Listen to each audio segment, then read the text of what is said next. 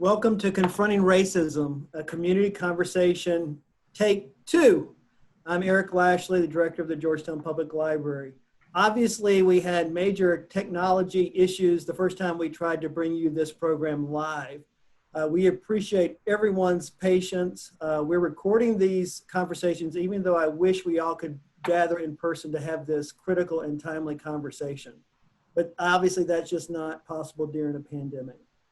We are fortunate that our panelists agreed to come back and do a second take. So thank you panelists for all you've done, and thank you for the patience of making this take two happen.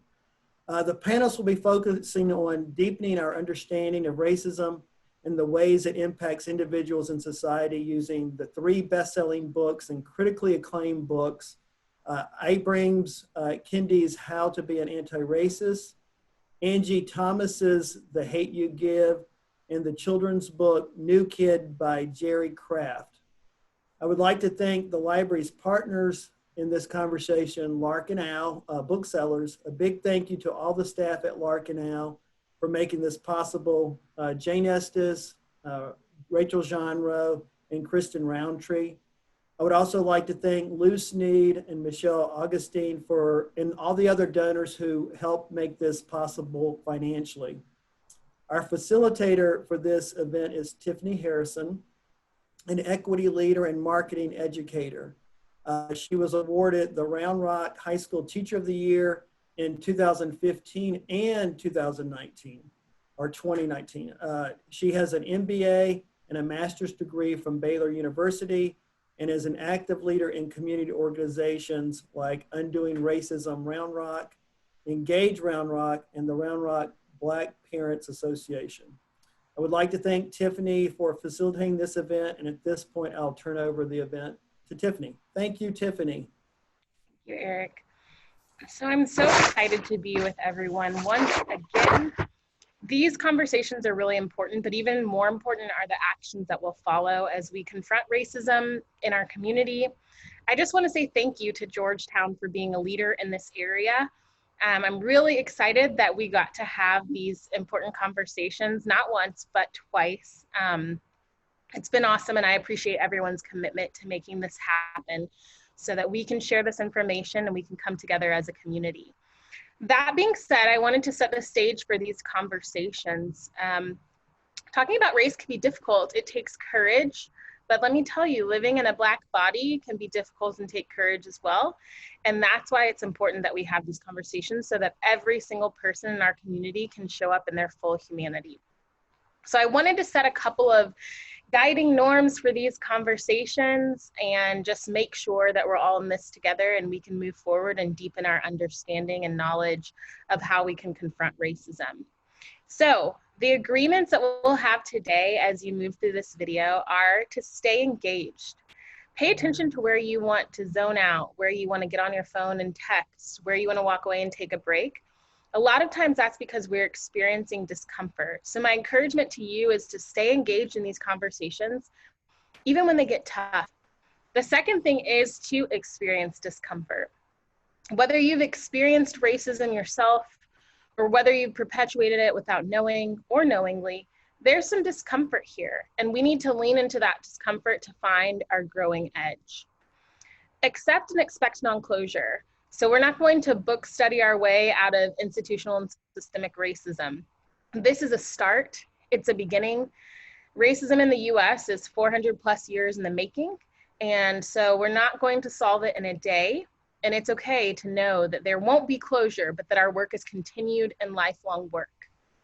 Speak your truth. So even though we don't get to be together, I do hope that you find ways to connect with people. One thing I want to encourage you is it would be a good idea to find a small cohort of friends and community members that you can discuss these books with, and you can discuss what we're discussing today with, because it really helps to process in community. And let me tell you, confronting racism is best done in community and in partnership with one another. We're going to isolate race. So there are other factors that we will talk about during our studies, because we know that the oppression of one is the oppression of many, And so just know that in these conversations, we're going to isolate race, and we're talking specifically about racism, but there are other intersecting factors of oppression as well. We are going to focus on personal, local, and immediate. A lot of times when we talk about race and racism, we want to take that experience to what other people are experiencing and really talk about it outside of our own personal context. We have enough going on here in this area to where we can make these conversations local, right? We can talk about what's happening locally. We can talk about what's happening in our own lives and what we've noticed and what we've seen. I want everyone to understand that if this conversation is uncomfortable to you, especially if you're a white person, we didn't create the system of racism. And I hear a lot of people say that, well, I didn't own slaves. I didn't create racism. And that's true. We didn't create it, but it's our job to undo it. And it's our job to confront it. And so I well understand these weren't conditions that we created, but these are conditions that we either benefit from or disadvantage from. And so it is vitally important, not only for our present times, but for our future, that we really work to confront this.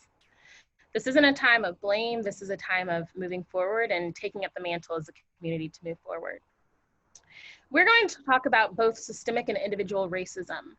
A lot of times, we want to talk about people and systems that are racist or bad apples, but we're going to be talking about the systemic nature of racism, both in our community and in our world, right? Racism in the US was built into the systems, baked into the systems. Doesn't matter if it's education, policing, housing, environment. There's so many contexts to which the outcomes of the system are exactly how they were intended, to disenfranchise Black and Indigenous people of color. So when we're talking about racism, yes, we will address individual racism, but I want you to think with a systemic lens of where does racism show up in our institutions? And you'll hear that through these discussions we're going to have on the various panels. We're really doing this to build stronger communities. So it's okay to be uncomfortable, embrace that discomfort. There's a lot going on in our world, and I know that we will benefit from a stronger Georgetown. I live in Round Rock. I'm really engaged in Round Rock, and I know I'm looking to the work that Georgetown is doing in this area, and that is so important. It's important that we confront racism so that we can build stronger communities, and I'm so thrilled that you're here with us today to do just that.